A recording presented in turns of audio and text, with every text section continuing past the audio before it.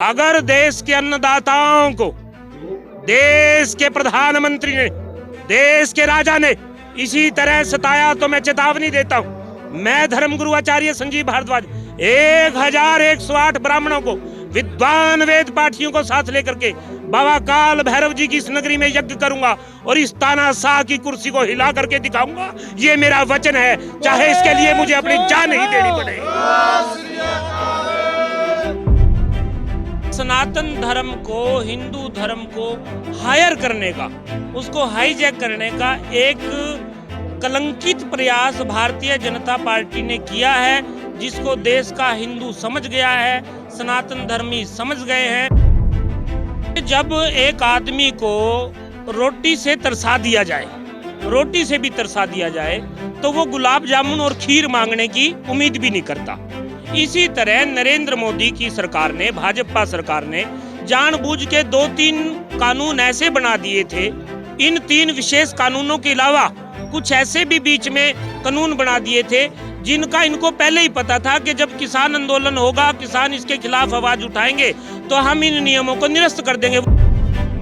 कृषि मंत्री को अमित शाह जी और नरेंद्र मोदी जी जो कह देते हैं वो टपर टपर बस वही बोलता रहता है। उसको कुछ नहीं पता कि कानून क्या बन गए हैं, किस प्रकार कारपोरेट घराने हजार 2-2 हजार 10-10 हजार भूमि के ऊपर कृषि करके उस सारे अनाज को अपने गोदामों में भर करके और उसके बाद पैकेटों में भर करके जनसाधारण को महंगे भाव पे बेचना चाहती है, महंगे भाव में बेचना चाहती है।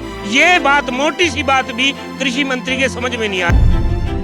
खालसाओं के ऊपर भी कोई शक है तो नरेंद्र मोदी जी, आपको तो भारत में भी नहीं रहना चाहिए। ये तो भारत ही बसाया हुआ खालसा पंथ का है। आप खालसा के खिलाफ बोलते हैं, आपकी पार्टी खालसा के खिलाफ बोलती है, सिखों के खिलाफ बोलती है। आपको तो इस देश में भी नहीं रहना चाहिए। ਪੰਜਾਬੀ ਨੈਸ਼ਨਲ ਦੇਖ ਰਹੇ ਹੋ ਤੁਸੀਂ ਤੇ ਮੈਂ ਹਾਂ ਮਨਪ੍ਰੀਤ ਸਿੰਘ। ਸੰਤ ਸਮਾਜ ਦੇ ਲੋਕ ਸਮਰਥਨ ਦੇਣ ਲਈ ਪਹੁੰਚ ਰਹੇ ਨੇ। ਕਿਸਾਨ ਅੰਦੋਲਨ ਦੇ ਵਿੱਚ ਵੱਖ-ਵੱਖ ਰਾਜਾਂ ਤੋਂ ਪਹੁੰਚ ਰਹੇ ਨੇ, ਵੱਖ-ਵੱਖ ਜ਼ਿਲ੍ਹਿਆਂ ਤੋਂ ਪਹੁੰਚ ਰਹੇ ਨੇ। ਸਾਡੇ ਨਾਲ ਸੰਜੀਵ ਜੀ ਮੌਜੂਦ ਨੇ, ਸੰਤ ਸਮਾਜ ਤੋਂ ਨੇ। ਇਹਨਾਂ ਦੇ ਨਾਲ ਗੱਲਬਾਤ ਕਰਾਂਗੇ। ਸਭ ਤੋਂ ਪਹਿਲਾਂ ਤਾਂ ਸਵਾਗਤ ਜੀ ਪੰਜਾਬੀ ਨੈਸ਼ਨਲ ਦੇ। जी, पंजाबी नेशनल चैनल को गोदी मीडिया के दौर में जो किसान की आवाज़ को, किसान आंदोलन की सच्चाई को जन साधारण तक निष्पक्ष भाव से पहुंचा रहा है, उस चैनल को और मनप्रीत बाबू को बहुत सारा आशीर्वाद। संत जी, पहले हम शुरू करेंगे इससे कि जैसे कहा जा रहा है कि बीजेपी मानती थी कि सनातन धर्म के हम ही जो मेन है, भाई जो संत समाज है हम हमारे मुताबिक चलता है, या हम संत समाज के मुताबिक चलते हैं। मान रहे हो कि बीजेपी संत समाज के मुताबिक चलती है कि नहीं चलती? देखिए, सनातन धर्म को, हिंदू धर्म को हायर करने का, उसको हाईजैक करने का एक कलंकित प्रयास भारतीय जनता पार्टी ने किया है, जिसको देश का हिंदू समझ गया है, सनातन धर्मी समझ गए हैं। ठीक है, भाजपा ने राम मंदिर बनाया। राम मंदिर ना तो भाजपा ने बनाया, वो तो मिस्त्री बना रहे हैं। मिस्त्रियों का धन्यवाद होना चाहिए। देश की सुप्रीम कोर्ट ने हक में फैसला दिया है, इसके लिए भी भाजपा का क्या श्रेय। देश में कई सालों से ये कोर्ट में मुकदमा चल रहा था। अगर भारतीय जनता पार्टी बनाती तो फिर अटल बिहारी वाजपेयी के टाइम में ना बन जाता। ये तो सुप्रीम कोर्ट ने बनवाया। इसके लिए सनातन धर्म जो है, मोदी को क्यों श्रेय दे? मैं तो नहीं देता। मैं तो देश के अन्नदाता को हर सरकार से ऊपर मानता हूं, और आज मेरे देश का अन्नदाता परेशान है, इसलिए संत समाज भी, सनातन धर्म का हर व्यक्ति परेशान है और होना चाहिए। ਅਸੀਂ ਦੇਖ ਰਹੇ ਹਾਂ ਕਿ ਹਿੰਦੂ ਸਮਾਜ ਤੋਂ ਬਹੁਤ ਸਾਰੇ ਜਿਹੜੇ ਸੰਤ ਨੇ ਉਹ ਕਿਸਾਨ ਅੰਦੋਲਨ ਦੇ ਵਿੱਚ ਸਹਿਯੋਗ ਦੇ ਰਹੇ ਨੇ, ਜਿਨ੍ਹਾਂ ਚੋਂ ਤੁਸੀਂ ਵੀ ਇੱਕ ਹੋ। ਤਾਂ ਕੀ ਹੁਣ ਇਹ ਰਹੇਗਾ ਕਿ ਜਿਹੜਾ ਬੀਜੇਪੀ ਮੰਨਦੀ ਸੀ ਕਿ ਜਿਹੜਾ ਅਸੀਂ ਅਗਵਾਈ ਕਰਦੇ ਹਾਂ ਹਿੰਦੂ ਸਮਾਜ ਦੀ, ਤਾਂ ਸੰਤ ਸਾਡੀ ਸੋਚ ਨਾਲ ਮਿਲ ਕੇ ਚੱਲਦੇ ਨੇ, ਸਾਡੀ ਹਿੰਦੂ ਇੱਕ ਵਿਚਾਰਧਾਰਾ, ठीक है जी? जी, अगर आज देश में इलेक्शन हो जाए, चुनाव हो जाए, किसी भी स्टेट में हो जाए, अभी छोटे इलेक्शन तो होने ही वाले हैं हरियाणा में, जिला परिषद के या वो सरपंची के इलेक्शन होने वाले हैं। आप देख लीजिएगा, भारतीय जनता पार्टी के पास अगर कुछ ही समय बचा हुआ है तो एमएलए और मंत्री ही बचे हुए हैं। जनता जनार्दन तो, चाहे वो हिंदू हैं, चाहे वो मुसलमान हैं, चाहे वो सिख हैं, चाहे वो ईसाई हैं, हर धर्म हर संप्रदाय का व्यक्ति ये समझ चुका है कि नरेंद्र मोदी के पास केवल झूठे दावे थे, झूठे वादे थे और वो हर प्रकार से हर मोर्चे पे विफल साबित हुई है। और सबसे बड़ा जनसाधारण को और गरीब को मारने का कानून, जो अन्नदाताओं का गला घोटने का कानून भाजपा लेकर के आई है, ये भाजपा ये कानून जो है, ये किसान आंदोलन जो है, इस भाजपा का सुपड़ा साफ इस आंदोलन से हो जाएगा। ये मेरी ज्योतिषीय भविष्यवाणी है। ਕੱਲ ਫਿਰ ਮੀਟਿੰਗ ਹੈ ਜੀ। ਕੱਲ ਦੀ ਮੀਟਿੰਗ ਦੀ ਕੀ ਭਵਿੱਖਬਾਣੀ ਕਰਦੇ ਹੋ? ਕੱਲ ਇੱਕ ਮੀਟਿੰਗ ਪਹਿਲਾਂ ਹੋ ਕੇ ਹਟੀ ਹੈ, ਜਿਹੜੀ ਉਹ 20 ਦਿਨ ਦੇ ਡੈਡਲੌਕ ਤੋਂ ਬਾਅਦ ਹੋਈ ਸੀ। ਹੁਣ ਜਿਹੜੀ ਮੀਟਿੰਗ ਹੈ ज़्यादा गैप नहीं है ये कल फिर विज्ञान भवन जी मीटिंग के लिए जाएंगे किसान, की उम्मीदा रखते हो जी? देखिए, जब एक आदमी को रोटी से तरसा दिया जाए, रोटी से भी तरसा दिया जाए, तो वो गुलाब जामुन और खीर मांगने की उम्मीद भी नहीं करता। इसी तरह नरेंद्र मोदी की सरकार ने, भाजपा सरकार ने जानबूझ के 2-3 कानून ऐसे बना दिए थे। इन 3 विशेष कानूनों के अलावा कुछ ऐसे भी बीच में कानून बना दिए थे जिनका इनको पहले ही पता था कि जब किसान आंदोलन होगा, किसान इसके खिलाफ आवाज उठाएंगे तो हम इन नियमों को निरस्त कर देंगे। वो कैसे कानून थे? जैसे बिजली से संबंधित किसानों को सब्सिडी देने का कानून था, या पराली जलाने वाला, अब पराली कोई जलाए 1 करोड़ रुपया जुर्माना हुआ करता है क्या प्रिय सज्जनों? कौन तो 1 करोड़ रुपया देता है और कौन लेता है? यानी वो कागजी कानून थे, उनको निरस्त करके मोदी पार्टी जो है, भाजपा पार्टी जो है, गोदी मीडिया के सारे वाही लूटना चाहती है, किसान आंदोलन को तोड़ना चाहती है। देश के पढ़े लिखे जो दूसरे वर्ग हैं उनकी निगाहों में किसानों के आंदोलन को एक भड़काऊ आंदोलन के रूप में, अनपढ़ों के आंदोलन के रूप में दिखाना चाहती है।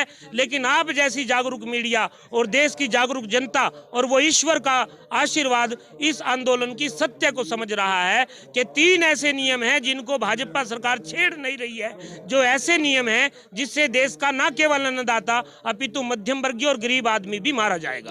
एक किसान के साथ हम बात कर रहे थे, उन्होंने कहा कि बई 1 करोड़ रुपए का जुर्माना है, तो पंजाब दे विच किले जमीन का रेट 10 लाख रुपए है।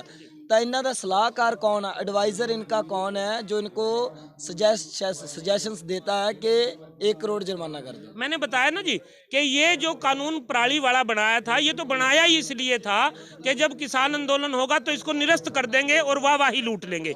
ये तो कानून ही इसलिए बनाया गया था। 1 करोड़ रुपए का जुर्माना लगाने का तो सीधा मतलब था कि इसको निरस्त करना ही करना है, ताकि दूसरे जो बड़े सख्त कानून किसानों का गला घोटने के लिए, अन्नदाता का गला घोटने के लिए बनाए गए हैं, उनको निरस्त ना करना पड़े, इसलिए ये नकली से के कानून भी बना दिए गए थे। और जहां तक आपने कहा कि जिस सलाहकार कौन है, जिस देश में कृषि मंत्री ऐसे आदमी को बना दिया गया हो जिसको कृषि का कक्खा गग्गा भी ना पता हो, जिसको कृषि की ABCD भी ना कहीं पता हो, उस राज्य से, उस सत्ता से, उस सरकार से क्या आशाएं करी जा सकती है? वो क्या किसान का भला करेगी? लोग कहते हैं कि ये कृषि मंत्री हमें यही बता दें कि 1 एकड़ में सरसों का बीज कितना पड़ता है। बिल्कुल पढ़ा पढ़ाया तोता कृषि मंत्री को अमित शाह जी और नरेंद्र मोदी जी जो कह देते हैं वो टपर बस वही बोलता रहता है। उसको कुछ नहीं पता कि कानून क्या बन गए हैं, किस प्रकार कारपोरेट घराने 1000-1000, 2-2 10-10 भूमि के ऊपर कृषि करके उस सारे अनाज को अपने गोदामों में भर करके और उसके बाद पैकेटों में भर करके जनसाधारण को महंगे भाव पे बेचना चाहती है, महंगे भाव में बेचना चाहती है। ये बात, मोटी सी बात भी कृषि मंत्री के समझ में नहीं आ रही है। एक और बात है जी, आप आंदोलन में आए हो, लगातार इल्ज़ाम भी लगे पहले ये खालिस्तानियों का आंदोलन है, ये माओवादियों का आंदोलन है। आपने कैसे देखा? आप जब आए तो आपने कैसे देखा इस आंदोलन में क्या है? देखिए, मैं सनातन धर्मी हूँ, मैं मेलों में जाता हूँ। सनातन धर्म के मेले, कुंभ का मेला होता है जहाँ चप्पे चप्पे पे भंडारा लगा होता है, भोजन करवाते हैं पकड़ के।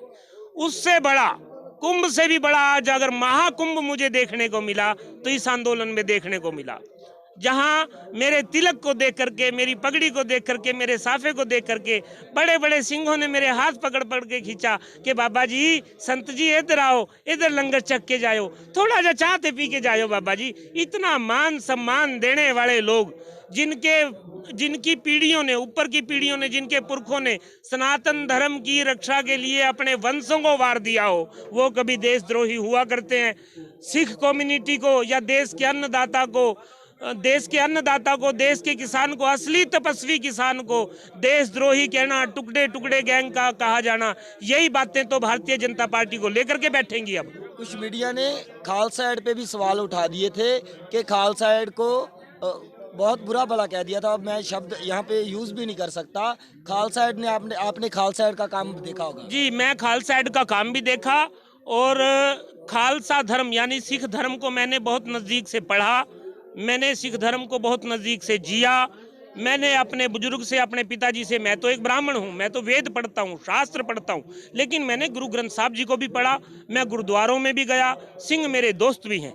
मैंने ये महसूस किया और मैं बोलना चाहूँगा आज इस मीडिया, इस चैनल पे, कि अगर मैं दिल से ये बात कहूँ कि राज करेगा खालसा, आकी रहे ना कोई, ये बात मैं दिल से इसलिए बोलता हूँ कि खालसा का मतलब क्या है? खालिस, जिसके अंदर कोई दोष ना हो, जो निष्कपट हो, जो निश्चल हो, जो दया भाव से भरा हुआ हो, जिसमें करुणा हो, जिसमें राष्ट्रवाद हो, जो दूसरे के लिए मर मिटना जानता हो, वो खालस होता है, वो खालसा पंथ है। इस पंथ का देना तो हम दे नहीं सकते वीर जी। और खालसा पंथ के, खालसा जो वो आपका संस्थान है, उसके माध्यम से तो हर वर्ग के, हर तबके के, हर जाति और हर धर्म के लोगों के लिए हमेशा से मदद की जाती है। ऐसे पंथ के बारे में गलत शब्द बोलना, इससे अच्छा है कि व्यक्ति जो है सारा कुछ छोड़ करके इस देश से बाहर ही चला जाए। नरेंद्र मोदी, अगर उनको खालसाओं के ऊपर भी कोई शक है तो नरेंद्र मोदी जी, आपको तो भारत में भी नहीं रहना चाहिए। ये तो भारत ही बसाया हुआ खालसा पंथ का है। आप खालसा के खिलाफ बोलते हैं, आपकी पार्टी खालसा के खिलाफ बोलती है, सिखों के खिलाफ बोलती है, आपको तो इस देश में भी नहीं रहना चाहिए। जी बिल्कुल।